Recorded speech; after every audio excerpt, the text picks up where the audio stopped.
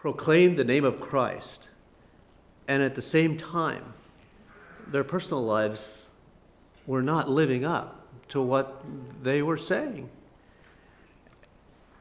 And we've had enough of those, and we need to be serious about being honest about what's really going on in our lives and really being serious about living for Christ. And so we think about those people and we think about how they give cause for people to ridicule the name of Christ and ridicule the church. And it gives people logical reasons for, well, that's why I don't go to church. I mean, those people are all hypocrites and they're just like us anyway. And that needs to stop. And so this subject is an important one, but it's also very personal for me. My father was a man that I wanted to be like. He was my hero. When I looked at my parents, I wanted to be like my dad. And I modeled my life after him, the way he did things, the way he related to people. And he was a man who taught me a lot of good things. And he had a lot of good character qualities and was a man that was worthy of respect and honor. However, when I was about 35 years old, in my mid-30s, we were already in northwestern Ontario, had been there for probably close to 10 years, and I came home. We were back in Pennsylvania for a visit, and we went to my cousin's house for dinner. My mother was in Virginia at the CLP Writers Conference with my sisters. And my family and I came back to my parents' home, and I could tell when I walked in the door that something wasn't right. And my wife and the children went to bed, and I sat down in the living room with my father, and he started to tell me a story that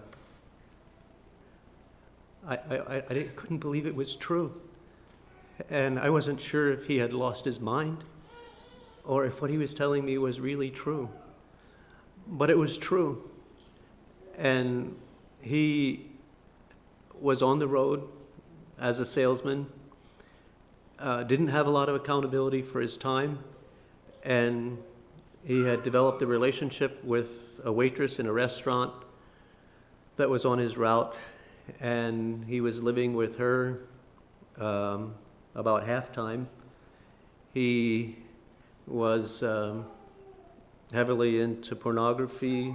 He was drinking. He was smoking. He had stolen money from the company he was working for to finance his lifestyle. And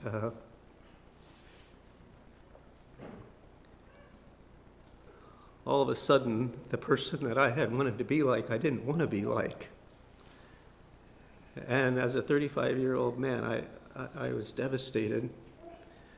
And I didn't know how to go on. I didn't know how to live another day. And I didn't know what...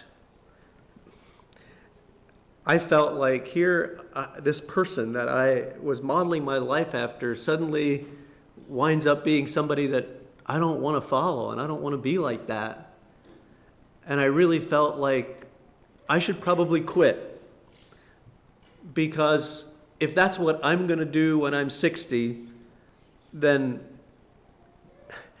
the further I go, the worse the train wreck's going to be, right? It's kind of like you're going downhill and you have no brakes, so the sooner you go off in the ditch, the better off you are, right? And I just decided I need to get off the track. And I didn't quite know what quitting looked like, but that seemed like the best strategy to me. And then one of my friends sat me down and he said, "Merle, don't you quit." So he said, the devil's already won one victory. With your dad. If you quit, now, then you're going to let the devil win 2 victories out of 1 failure. So don't let him do that. What you need to do is figure out, how are you going to live your life? How are you going to be a man of God? How are you going to walk with Christ? And soldier on. So I had to reevaluate the very foundations of my life and say, what flaws might I have in my life that could lead me to think someday that I would do what my father has done? And so I needed to assess my marriage. There were changes I needed to make in my marriage. There were changes I needed to make in what I allowed myself to do and what I didn't allow myself to do. I had to establish some new boundaries in my life. I had to reevaluate the way I related to people, and especially to women. And I needed to structure my life. I needed accountability. I needed people, because part of the problem that my father had was that he was from a large family. He had like 7 or 8 brothers. They had all died except one. So he was the next to last brother that was alive. We had moved from Lancaster County to Lebanon County. So a lot of his childhood friends he wasn't close with anymore. He was on the road as a salesman. He had little accountability for his time, and he didn't have anybody that was close enough to him that knew that he had gone on the wrong track. So there he was, living half-time with another woman, drinking, smoking, doing pornography, all those things that at the time he was doing them, he would have told me don't do them. And at the same time, he was in the church, was one of the trustees at the church, and was on church committees and all those things. And he's living this double life for a couple of years, and had no one that was close enough to be able to detect what was going on in his life. And if he hadn't stolen money from his company, I don't know when the whole thing would have come to light. And then his children were all gone from home. He had more disposable income than he had before, and somehow he was a compassionate person. He cared a lot about people, and this waitress had a sad story and a horrible life, and he felt sympathetic for her, and he got drawn into a relationship with her, and he got off track. And I've talked to a number of men who have had affairs, who have taken that path in life. And I don't know why. Sometimes I've told my wife, why does God bring these men to me? It's a subject I don't want to talk about, I don't want to think about. I think about it with a lot of pain, and then it seems like God keeps bringing me these men who are having affairs, and she was saying God brings them to you because you know the pain of a son who has a wayward father, and they need to hear that. And I think we can get, our minds are so creative in justifying behavior. And one of the things I find fascinating about talking to men who have fallen into moral failure and who have had immoral affairs is that they rationalize it. They justify it. They have ways of saying, well, you got to do what you got to do, or it was my wife's fault, or there's a whole bunch of rationalization that people do, because people don't go out and do stupid stuff. They do things, they convince themselves that this is okay. And maybe at first they feel guilt and they feel like, this is terrible. But then they have ways of their minds are just create a rationale for what they're doing. And some of it is so absurd, and some of it is so off the wall that You wonder how they got there, and I have to realize I could do that. I could be that man. And if I'm not talking to people about what I'm thinking, and if I'm not sharing with people what's going on in my heart and how I'm thinking, I could wind up way off track. And I desperately need people that give me feedback on what I'm thinking and that I'm honest with about what's going on in my life and what's going on in my heart, because without that, I could wind up way off track. There was one man that had a series of affairs over 13 years that I talked to, and well, I know him quite well, have known him quite well for decades. And one of the things, he had a lot of absurd things he said, but one of the most absurd things he said to me was, well, at least I wasn't out having affairs with worldly women. Like, all of the women I had affairs with were all conservative Anabaptist women who were modestly dressed. They wore cape dresses and they were modest women. That's stupidity. That's so far, but our minds we can make ourselves feel like, well, I'm not as bad as somebody else. And we need to be honest about what's going on in our lives. And it starts with just small things that we allow ourselves to do, and we think, well, it's not a problem. And then step by step, we get further off course. And sometimes people get so far off course, they think they can't come back. And it's unrecoverable. But it's not. It's never unrecoverable. There's always a path back. And when you realize you're going the wrong direction, the sooner you stop and turn around, the fewer steps it is to get back to where you ought to be. And so don't keep walking down a path that you know is a wrong path. And I know what happens. I know how it works. You have your rationalization and you dabble in something that you know you ought not to do, and then you feel bad and you feel guilty, and you're like, you repent of that, and well, I'm never going to do that again. And then you go around the circle, and the next thing you know, you're back to where you were before, and you repeat the behavior, and then you repent, I'll never do that again. And I just want to ask you, like, how many times are you going to go around that circle until you find the off-ramp? And the off-ramp, we're going to talk about a little later, but you need to take that off-ramp. How do you we need to set a guard. And here are some ways to set a guard. First of all, we have to recognize I am responsible for my actions. I am responsible for the challenges in my life. So my struggles with moral purity are not my wife's problem. They are not the problem of women. I am responsible for the moral purity in my life. My challenges with moral purity are my challenges. I need to accept responsibility for them. I need to be an adult. I need to be a man and not just a male.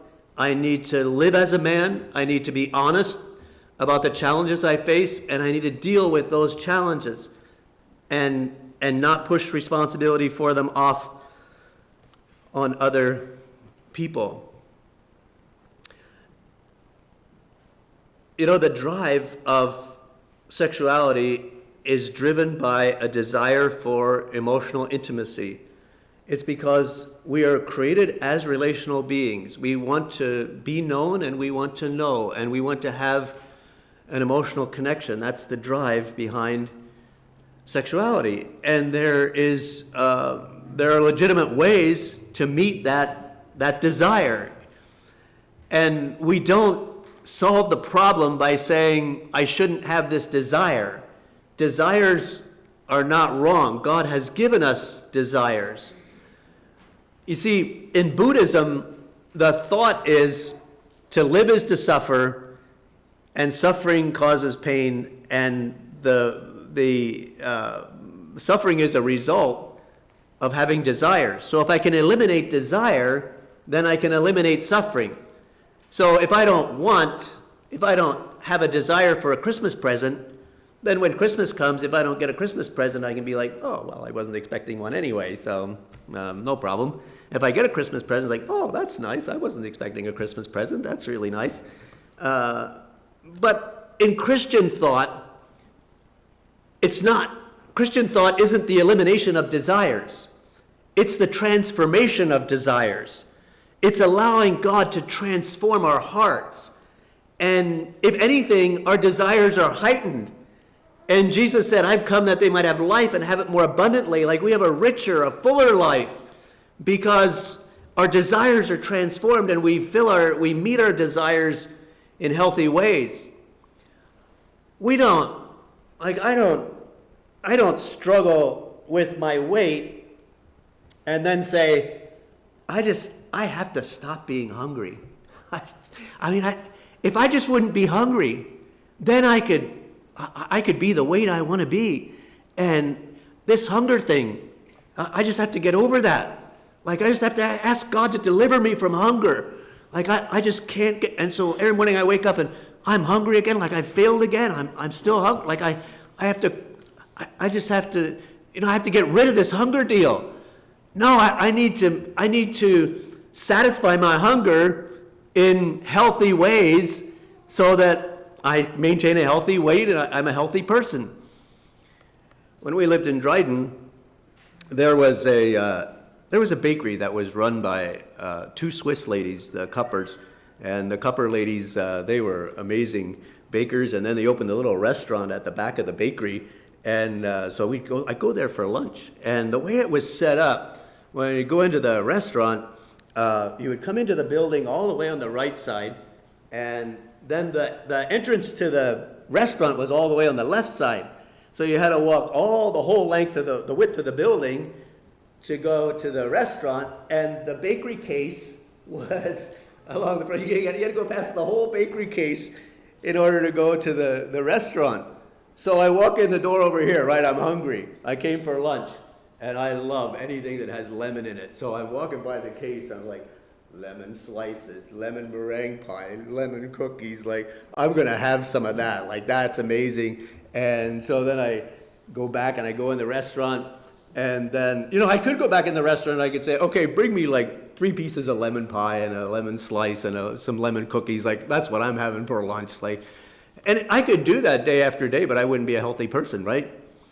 But now I could go back in the restaurant, I could have a bowl of soup and a sandwich, and then the Cupper ladies had this amazing thing called a dessert cart. And they had the same desserts that they had in the case at the front on the dessert cart. And after I was at the table and I had eaten a bowl of soup and a sandwich, they could pull the dessert cart up to my table within arm's reach and say, would you like to have some dessert? And I would say, not really. Same thing, the lemon pie is still there, but it's lost its pull because I've satisfied my desire with in a healthy, legitimate way. And so when we fill our desires in healthy, legitimate ways, then the unhealthy things, the things that we shouldn't be engaging in, don't have the same pull. Now, I could say the problem is Swiss ladies should not bake anything lemon. They should not be allowed to bake lemon pie. The government should pass a law saying that Swiss ladies are not allowed to bake lemon pie because I can't control myself. If they bake it, I'm going to eat it. I can't. It just looks too good, and I just can't help myself, and so I just eat it. And so the government should pass a law saying no lemon pie can be made anymore, or Swiss ladies can't make it. Or maybe they should say, all right, you have to paint that case black because the problem is that I can see it. And so if I just wouldn't see it, then I'd be okay. So you've got to paint that case black. Then when I walk in, I won't see any lemon pie and I'll be fine. But you know what would happen if they painted the case black? I'd walk in there and say, there's lemon pie in there. I know there is. And in my imagination, that lemon pie would look even better than it would if I could see it. So the problem isn't that you have to hide it from my eyes. The problem is I need to take responsibility for my appetite for lemon pie, and I need to fill my hunger in healthy ways, and then the pull to the lemon pie is not so powerful, and it's manageable. Now, I am all for modesty and all those things. So don't misunderstand what I'm saying. But I'm just saying my challenges with moral purity are not the problem of the women in society. I need to take responsibility for how I'm filling my desires and what I'm doing. Secondly, I need accountability. I believe that every person needs somebody who has their thumb on our spiritual pulse, so that if I get off track, someone is going to know, Merle, you don't quite have the passion that you once had. Something doesn't seem right. What's happening in your life? And where I have people that I am honest and transparent with, that I am sharing what's the struggles in my life, the things that I'm dealing with in my life. And I'm not talking about indiscriminately sharing details of moral failure and struggles with large groups of people. I'm just saying to have a few people that each of us is close to, that knows what's going on in our lives. And I don't think that that should be restricted to our spouse. I think for us as men, we need other men that we're talking to about the challenges that we're facing in life. I think women need other women to talk to about the challenges you're facing in your lives.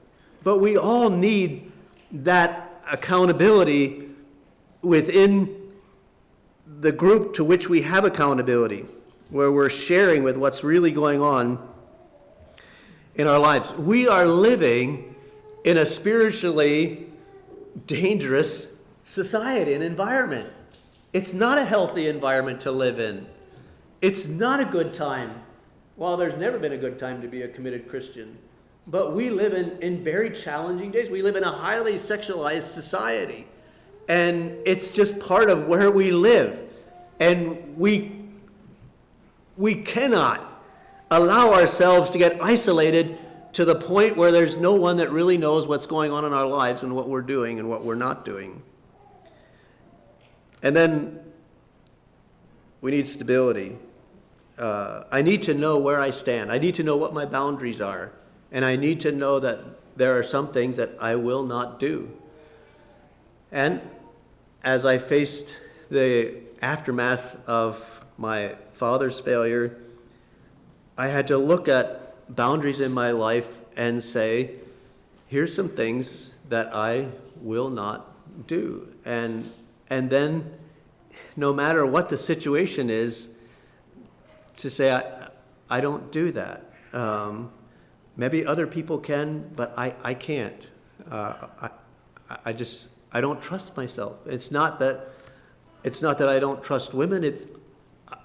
I need to know what I can do and what I can't do. And I know what kind of person I want to be, and I know what kind of person I don't want to be. And I'm not going to put myself in vulnerable situations. I'm just not going to do it. And so I will not ride alone in a car with another woman. I won't be in a house alone with another woman. And sometimes it's inconvenient. Sometimes it's not economical. But it's just a matter of principle in saying, I don't do that. And there are times when I meet somebody and a woman will say, can I give you a hug? And I'm like, no, I don't hug women. And I'm not saying that nobody can, but I can't. I won't. I will not start down a road that I don't want to walk on. And so I don't know what boundaries you need to have in your life, but whatever they are, establish them, share them with other people so that you're not fudging on your boundaries and that you really are maintaining, because it is so easy to just make a few small steps that begin to take us in a wrong direction. And I'm just convinced that we need boundaries. You know, the devil isn't very creative. He uses the same tools over and over again. When you think about people that you know that have failed spiritually, I would venture to guess that almost every one of them, if not all of them, failed in one of three areas. It was either over issues of money, or over issues of power, or over issues of sexuality. And the devil uses those tools, and he uses them effectively, and he uses them repeatedly. But we know what they are. We know what his methods are. We know the areas in which he trips us up. We're not defenseless. We have the ability to understand what he does. And to guard our minds and our hearts against deception, there are some fertile fields for deception, just our identity of who we are, and to be committed to, I am a follower of Christ, and I am a disciple of Jesus Christ, and I am going to walk as a follower of Christ. I'm going to follow him. I'm going to do the things that Christ has called us to do. Loneliness and isolation are a fertile field for deception or for failure. When I feel lonely or I feel sad, you know, a few decades ago, I don't know how long ago it was, but McDonald's had a very effective advertising slogan, "You deserve a break today." And, you know, sometimes we can fall into that kind of thinking, well, somebody's been really mean to me, or, you know, I had a financial thing that didn't work out, or things that, and so I deserve some comfort. I deserve some, you know, I deserve something that'll make me feel better. And we deceive ourselves into giving ourselves permission to do things that we know we ought not to do. A lack of friends, a lack of close associates, people that really know what's going on in our lives. Sometimes being on the cutting edge, thinking, well, I'm an entrepreneur. I'm a person that, you know, I do things. I take risks. I do things that other people don't do, and I'm not afraid of risks. And so I'm on the cutting edge. But some cutting edges ought not to be on, and there are some things that ought not to be done. And to recognize that, and then people get themselves convinced, well, I can do this, other people can't, but I can, I'll be okay, and it's no problem, I can do it. No, you can't.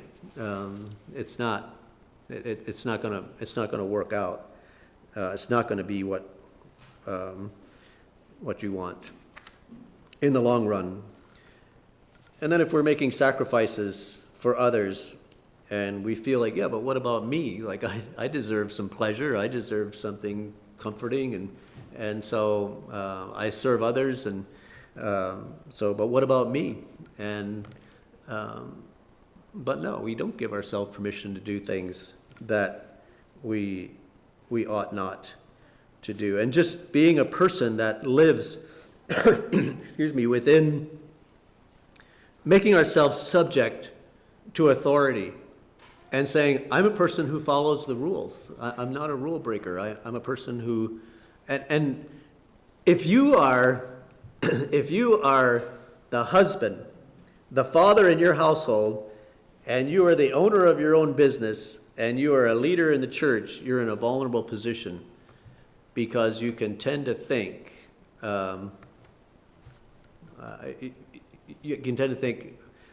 I make the rules, so I can make exceptions, because, yeah, other people need to follow the rules, but I can make exceptions. No, you can't. And it's healthy for every person to be under authority and to recognize, I follow the rules. I'm not a rule breaker. When I was in administration in Northern Youth Programs, I was in administration. I was a husband and a father. I was one of the leaders in the church there. And I needed to remind myself that I follow the rules and I am under authority. And so one of the things that I did for about 3 years was I drove the speed limit all the time, or less. And it drove me and everybody else on the road crazy. And if we were really in a hurry, my wife would drive. But I did that because I wanted to remind myself, I'm not a person who says, okay, the speed limit's 55, I'll go 60. And because I don't like staff people who always live just over the edge of the rules. And I don't want to be that kind of a person. I don't want to be a person who always just pushes the limits and am always just beyond what the rules are. And so it was a reminder to me that I'm accountable to the government. They set the rules. I don't set the speed limit. And I don't give myself exceptions to the speed limit. And it's healthy to just have ways of reminding ourselves that we are accountable, that we're under authority, and that we don't make up our own rules. Well, what do we do if the worst happens? Well, the first thing to do is to provide protection for, if it's a case of sexual abuse, is to provide protection for the abused, to make sure that it stops, and that it stops now, that it's not, well, we'll talk about this and maybe next week we'll do something. No, it's like it needs to stop now. We had a case of sexual abuse in the mission at Northern Youth, and we talked about it, and eventually I went with the man to the police station to report it. And it was probably about a week from the time I first found out about it until we went to the police station. And for the first 30 or 40 minutes at the police station, I thought I was going to jail, because I found out that if it's not reported within 24 hours, it's a problem. And after the policeman had thoroughly scared me and realized that I knew that this was serious, then he dealt with the abuser. But we need to have protocols, and we need to know in advance what we're going to do, and we need to follow those things and make sure that if there's abuse, that there's protection. And then there needs to be appropriate care for both the abuser and the abused. Sometimes we get focused so much on the abuser that we neglect to care for those who have also been abused. And we need to communicate our actions. There needs to be transparency. We don't cover over failure, and yeah, not everybody needs to know everything, but there should be an effort to share appropriate information and be honest about what really happened. And we need to model Christ-like behaviors and responses and recognize that trust has been broken. When there is moral failure, it's a breaking of trust and confidence. Like, I faced some very deep spiritual struggles after my father's failure, because I wasn't even sure that I could trust God anymore. I was like, what if he's a deception? What if everything I believe in is a joke? What if it's all false? And that breaking of trust it's devastating. And if it happens in a church congregation, it's just like we have to recognize this is a big deal. This is not just something that we kind of, brush off and it goes away. I knew a pastor that had a moral failure, and he felt like he dealt with it with God kind of privately, and as far as he was concerned, everything was fine, and he broke off the relationship, and then about 7 years later, the whole thing became public, and in his mind, he was kind of like, well, I mean, yeah, I dealt with that 7 years ago, like, that shouldn't be an issue now, but what he didn't understand was the devastation, the betrayal of his congregation, and that for 7 years, he was preaching and pastoring the church, and yet he had this moral failure and never said anything to anybody, and I don't think he had any concept of what he had just done to his congregation, and just recognizing this really shakes the foundations of our ability to trust one another. It has to be rebuilt, but also for the person who's fallen into moral failure, there needs to be a pathway to redemption and a pathway to healing. For my father, I got up the next morning while my mother came back from Virginia, and I asked my dad, well, what do you want to do? Like,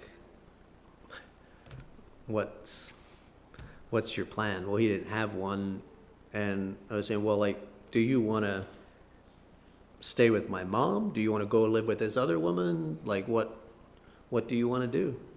And he's like, well, I don't know if your mom will let me stay, but if she does, that's what I would like to do. So I said, okay, well then you need to call this other woman and tell her you're not coming back. And he said, well, I can't do that. And I said, yeah, you can. If that's what you want to do, then that's what you need to do. And he said, well, you call her. And I said, no, I'm not the one who was going to her house, and I'm not going to call her. But I said, I'll be on the phone with you. He said, well, she's going to kill me. And I said, well, I guess that's the price you pay for what you've done. If that's the kind of person she is, then yeah. But I said, I'll be on the phone with you. I'll get on the phone with you, but I'm not going to be the one. You're going to have to tell her what you have to tell her. So we called her, and I told her who I was, and I said, my dad has some things he wants to say to you. And then he told her he's not coming back. So that was the night before. The next morning we got up, and I realized if we don't do something, if he doesn't see some hope and some light at the end of the tunnel, he's going to take off, and we may never see him again. So I called my brother, and my brother was probably closer to my mother, so he came over and talked to her. I talked to my dad and said, okay, like, tell me, how bad is it? Like, tell me the whole, I need to know everything. And what can we do to start your path back to the way you want to live your life from this point? So there was one or two things we could do that day, and over the next week or two, I stayed there, and we worked through some things, and he started the path back. And but he needed to see that there was that path back, and that he could rebuild,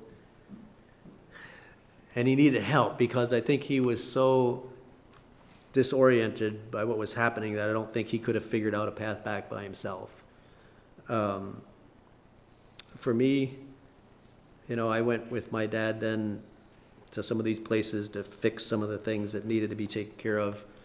And he would introduce me. He would say, "This is my son, and he's helping me to get my life straightened out." And I had but one of the things I found out is that, the power of addictions is it's not easy. And I think especially people that are in moral addictions, there's a deceptiveness there, not only in their own minds, but in what they say to other people, that is devastating. And so my father was, he stopped going to see that woman, and I think for a period of time he was doing what he should do, and then my sisters called me, and they said, "You need to come home because our dad is coming home drunk."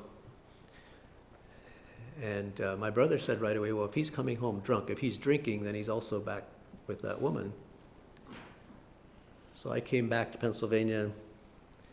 I rode with my dad a couple days on his sales route, and I asked him, I said, "So all of the things that you were involved in, immorality, alcohol, tobacco, pornography, they're all addictive things. So out of all of those things, which was the hardest for you to leave?" And he's like, "Oh, no problem.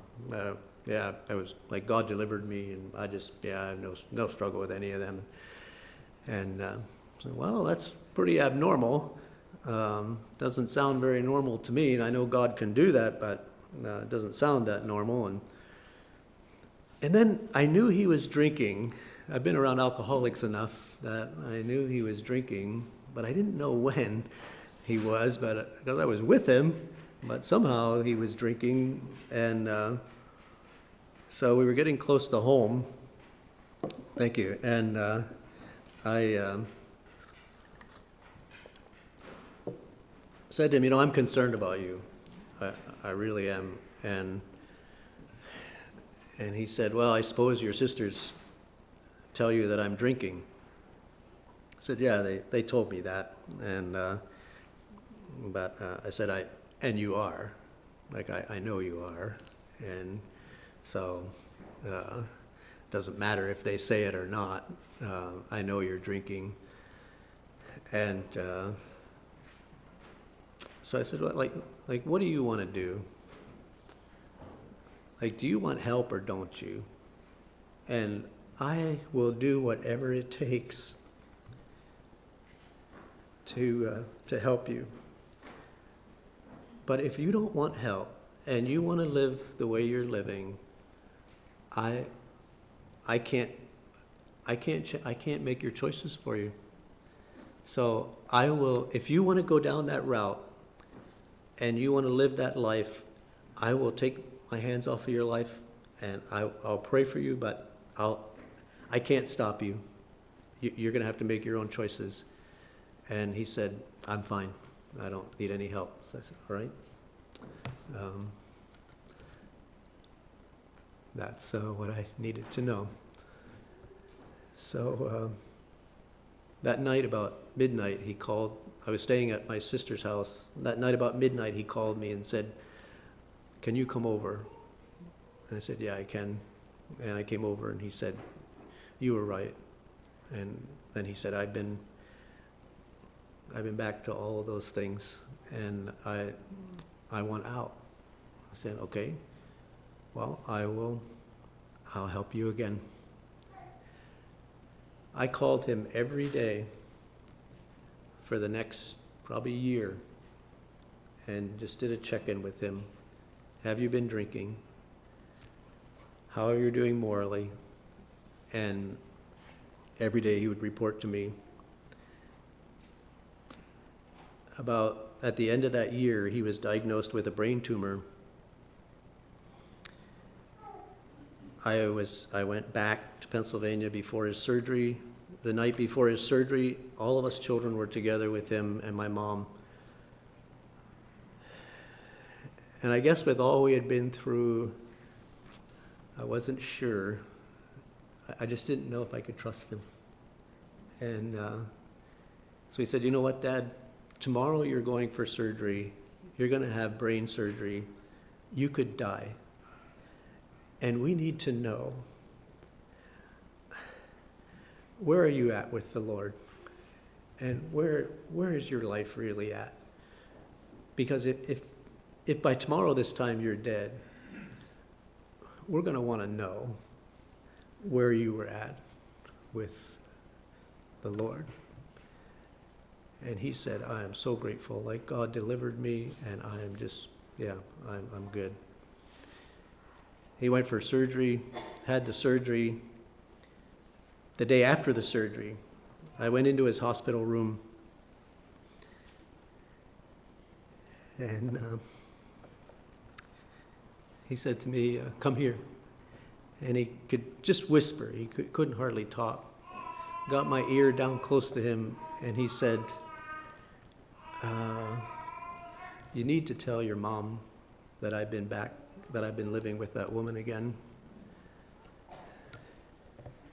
And I wanted to kill him. I really did. And I told him, I am not telling her. I did not do that. You're going to tell her. And I'll be here, but you are the one who has to say what you did. But there was a man. You see, accountability is only as good as your honesty. You can fake your way through an accountability group. You can lie to your accountability group. I think in his own way of thinking, my dad thought if he would die in brain surgery, nobody would need to know. But then when he realized he was still alive, well, then he has to deal with reality, right? And I was so angry.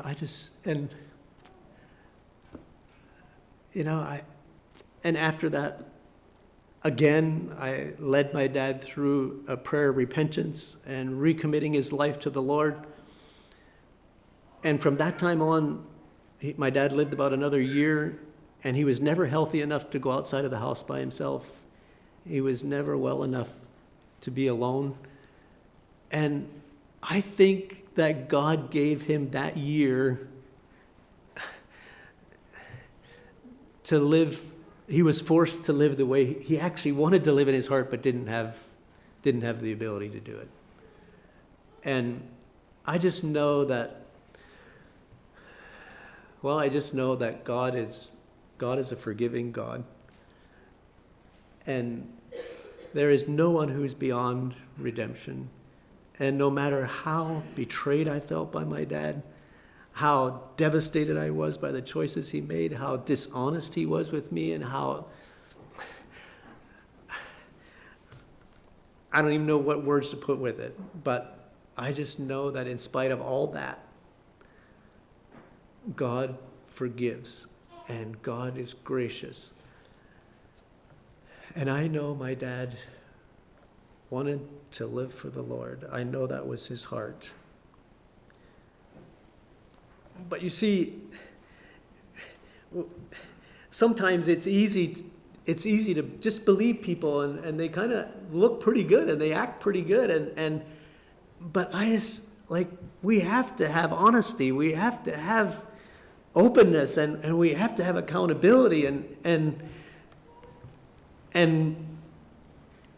it's just so important, because the effects of moral failure within a family, the effects of moral failure within a church are just so devastating, and it needs to stop. And we as men and women of God need to be serious about living for Christ and about living a life that is morally upright, and where we're open with what's really going on in our lives. And where we care for one another and we help each other and we live together in community and we walk with each other through the challenges of life. And when there are struggles, we pitch in and we walk with people and we encourage them and we support them and we stand by them. And when people have become hurt, we work for healing and we work for protection and we work for redemption.